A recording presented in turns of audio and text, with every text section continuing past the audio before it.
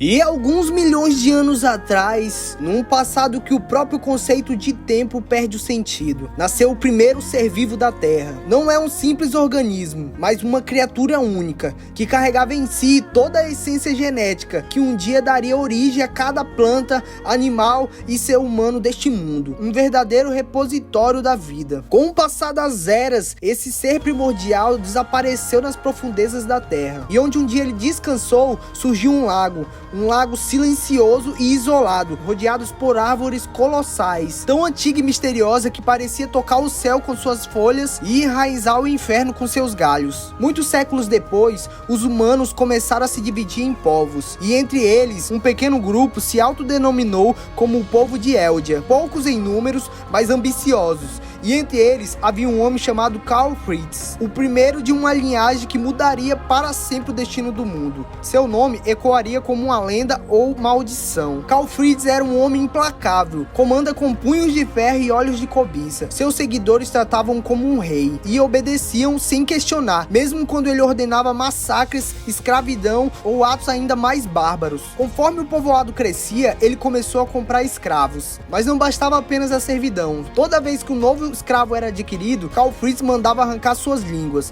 Na visão dele, escravos não precisavam falar, não deveriam se comunicar, e sem a língua não havia risco de rebelião. O medo reinava e a fome também. O povo de Eldia guardava os seus porcos com cuidado. Eles eram uma das únicas garantias de sobrevivência. Caçavam, estocavam e alimentavam-se do que podiam. Era um povo que crescia à base do medo, da força e da carne. Foi nessa época que ela apareceu. Entre um lote de escravos, uma menina de cabelos loiros e olhos apagados. Ymir era o seu nome. Muito jovem, quase uma criança, ela vinha de um vilarejo destruído, capturado junto com a sua família. Seus pais mortos, sua liberdade arrancada, e logo depois sua língua também. Ymir nada conhecia, além do vilarejo que ela crescerá. Seu mundo era pequeno, sua visão era limitada, mas algo dentro dela, uma centelha de curiosidade ainda resistia. Certa noite, ao ver os porcos presos e inquietos no chiqueiro, ela se aproximou. Em um gesto inocente, ou talvez movido por compaixão, ela soltou cada um dos porcos que tinha lá, um por um,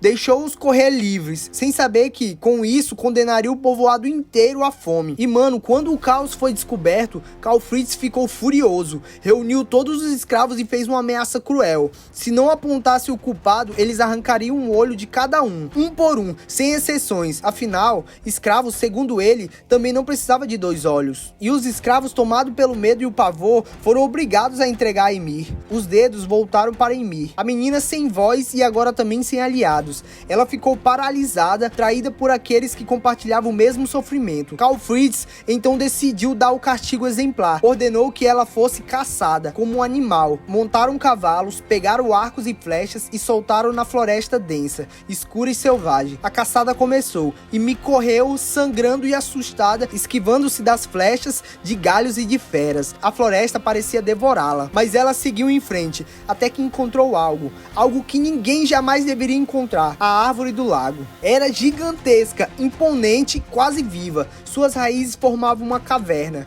Ymir se escondeu ali, escorregou em um musgo molhado e caiu. Era um poço escuro e profundo que engoliu ela, e ela começou a afundar. Como não tinha mais forças para nadar, ela estava fraca e ferida, e começou a se entregar à morte. Mas o que deveria ter sido seu fim foi o começo de algo muito maior. Do fundo do lago, o parasita primordial despertou. Aquela criatura ancestral, pegajosa, com tentáculos que brilhavam como fios de cabelos, nadou até o corpo de Ymir. Sua forma lembrava estranhamente uma coluna vertebral, como se o destino estivesse prestes a se conectar com a origem da vida. Quando então a criatura chegou até ela e se conectou. Os tentáculos perfuraram as costas da menina. Em segundos, uma transformação brutal aconteceu. Uma explosão de energia rasgou a terra. A árvore se partiu ao meio, o chão tremeu, o céu ficou vermelho e os caçadores, em puro terror, viram uma silhueta se erguer do lago.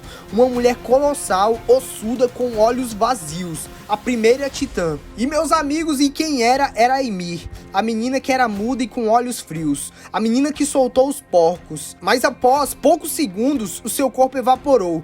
Daquela gigante restou apenas a menina fraca no chão, e ela não se lembrava de nada, apenas sentia medo, e sem entender o que havia acontecido, decidiu voltar ao povoado, pedir perdão. Ao vê-la regenerada, inclusive com a língua de volta, o povo ficou em choque, e Karl Fritz viu uma oportunidade, colocou-o para servir como ferramenta viva, usou seus poderes titânicos para expandir o reino, construiu estradas, venceu guerras e carregou o exército, e me virou uma arma suprema do rei. E quanto mais ela servia, mais ela se iludia. Começou a amar o rei, um amor impossível, um amor que jamais seria correspondido. Ainda assim, ela lhe deu 3 filhas, Maria, Rose e Sina, nomes que um dia se tornariam muralhas. Durante anos, Eldia massacrou Marley e outros reinos. Ninguém podia enfrentar um titã praticamente imortal, até que um dia, um assassino infiltrado lançou uma lança contra Karl Fritz, e Ymir se jogou na frente. Mas algo diferente aconteceu. A lança atravessou sua coluna vertebral, o único ponto que jamais havia sido ferido antes. Pela primeira vez, não se regenerou. O rei, desesperado, gritava para que ela se curasse, mas ela estava morrendo. Foi então que Karl Fritz tomou a sua decisão mais cruel. Mandou preparar uma mesa de pedra, ordenou que despedaçasse o corpo de Ymir e mandou que suas 3 filhas devorassem os pedaços. As meninas, chorando e apavoradas,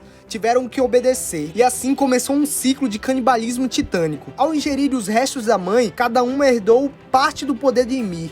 3 fragmentos de um poder que antes era um. 3 caminhos, 3 muralhas e 3 destinos. A geração seguinte continuava esse ritual sombrio. O poder dos titãs era passado de pai para filho, não por herança de sangue, mas pelo ato terrível de devorarem os próprios familiares. E o mundo foi mergulhado em um ciclo eterno de medo, guerra e tragédia. Um ciclo que só teria fim quando alguém ousasse quebrar as correntes da origem. Com o tempo, o poder dos titãs foi se tornando uma herança passada de geração em geração. O fluido espinhal de um portador podia transformar outro em um titã puro. E se esse puro devorasse alguém com poderes herdados, ele se tornaria um novo titã racional. Assim, o ciclo continuava, com os poderes sendo transferidos por eras. Dentro de todos, o mais temido e respeitado era o titã fundador, aquele que podia moldar a própria história da humanidade eldiana. Ele não apenas criava e controlava titãs, mas podia pegar memórias, curar doenças, alterar o corpo dos eldianos e invocar mensagens mentais para todo ao mesmo tempo, até controlar o poder dos outros titãs. Era um deus em forma de monstro, e apenas os descendentes diretos de Ymir podiam acessar esse poder. Quem não era descendente, mesmo que bebesse o fluido espinhal, não se transformava.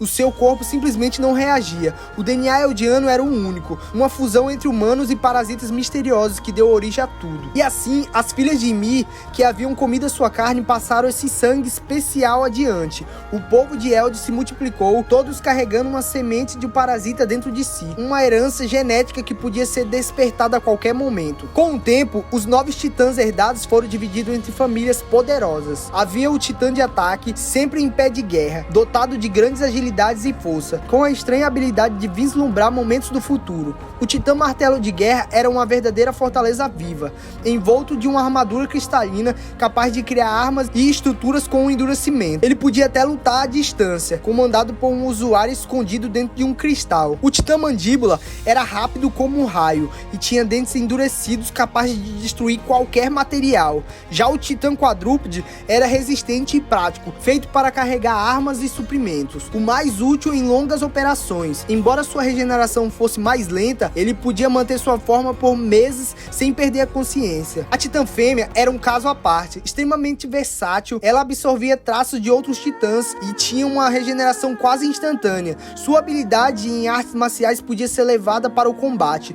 tornando uma guerreira imbatível. Havia também o temido titã blindado, revestido por placas que protegiam quase todo o corpo. Suas armaduras pesadas pareciam comprometer seus movimentos, mas as suas juntas expostas garantiam velocidade e mobilidade. E então, claro, o gigantesco titã colossal, um monstro de 60 metros de altura, com a carne exposta e capaz de emitir nuvens de vapor escaldantes. Sua transformação causava explosões devastadoras, o suficiente para destruir destruir uma cidade inteira. Mas talvez o mais peculiar fosse o Titã Bestial. Com uma aparência animalesca, ele variava conforme a ligação emocional do portador com algum animal específico. Em mãos certas, especialmente como sangue real, ele era capaz de comandar titãs puros com sua voz e criar cenários de pura destruição. Com o tempo, os poderes dos novos titãs se tornaram cobiçados, e o que era um império unificado começou a se rachar. Eldia se dividiu em 9 grandes casas nobres, cada uma querendo dominar as outras. Sem inimigos externos para enfrentar, passaram a guerrear entre si. As batalhas internas eram muitas vezes interrompidas pelo portador do Titã Fundador, que podia fazer todos cessarem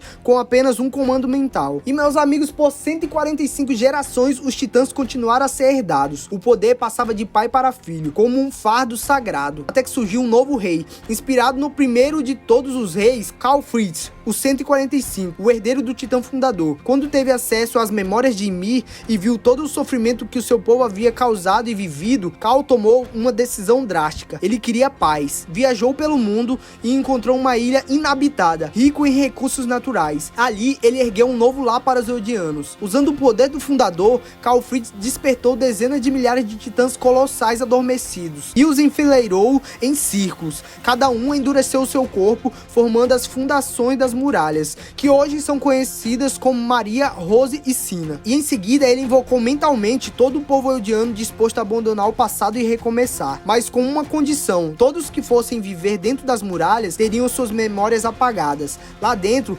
viveriam sem saber da história, do poder ou da maldição que carregavam. Viveram em paz, ou pelo menos essa era a intenção. Para proteger e manter essa ordem, Karl criou um exército especial, os Ackerman, pessoas que haviam sido modificadas pelo poder dos titãs, mas que não podiam ser manipuladas pelo Fundador. Fortes, leais e com memórias intactas, seriam os guardas reais. Nem todos aceitaram a proposta do rei. Alguns eldianos preferiram continuar no continente. Eles não teriam sua memória apagada, mas também não teriam a proteção da nova muralha. Então Karl fez um juramento: se algum dia alguém ousasse atacar Parades, ele soltaria os titãs colossais das muralhas e destruía o mundo. E assim ele selou um novo pacto. Nenhum portador futuro do Titã Fundador poderia quebrar esse voto de paz. Mas fora das muralhas, o mundo não parou. Marley, um império em ascensão, enganou e capturou os eldianos remanescentes, transformando em armas vivas e marcando-os com braçadeiras. Os eldianos eram agora vistos como demônios, obrigados a viver em guetos e servir como soldados e ferramentas de guerra. A única chance de um eldiano fora das muralhas ter uma vida digna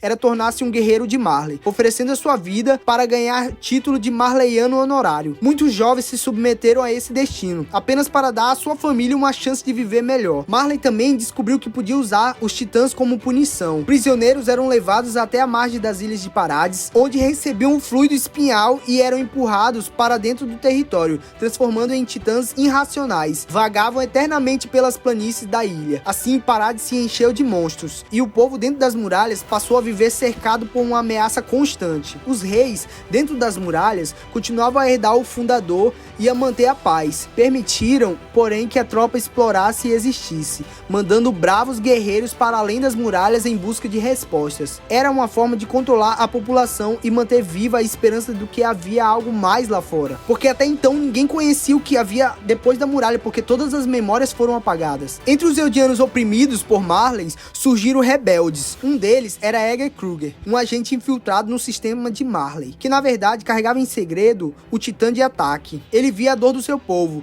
e jurou mudar isso. Um dia ele passou seu poder para Grisha Yeager, outro eldiano rebelde. Após revelar que o parasita era uma fonte de toda a vida, Grisha foi transformado em titã e engoliu Kruger, herdando o titã de ataque. Grisha se infiltrou em Parades, tornou-se médico. Por ele ter um conhecimento afora, ele se tornou um médico muito renomeado dentro de Parades e ganhou muito respeito pelo povo de Parades. Conheceu a Carla e casou-se com ela e teve um filho chamado Eren Yeager, o nome dado em homenagem ao homem que lhe deu a sua missão. Enquanto isso, Marley tramava um novo plano. Preparam 4 crianças eldianas, Rainer, Berthold, Anya e Marcel, e as enviaram para Parades. A missão: descobrir onde estava o rei e tomar o poder do titã fundador. Mas as coisas não saíram como esperado. Marcel foi devorado por um titã puro, Ymir, uma antiga criminosa que vagava pela ilha havia séculos. Ymir herdou o titã mandíbula. Berthold, com o seu colossal, derrubou as muralhas, iniciando um novo ciclo de destruição. E meus amigos, nós finalizamos por aqui. Aqui se inicia o novo ciclo do anime que todos já conhecem, o estrondo de Eren Yeager.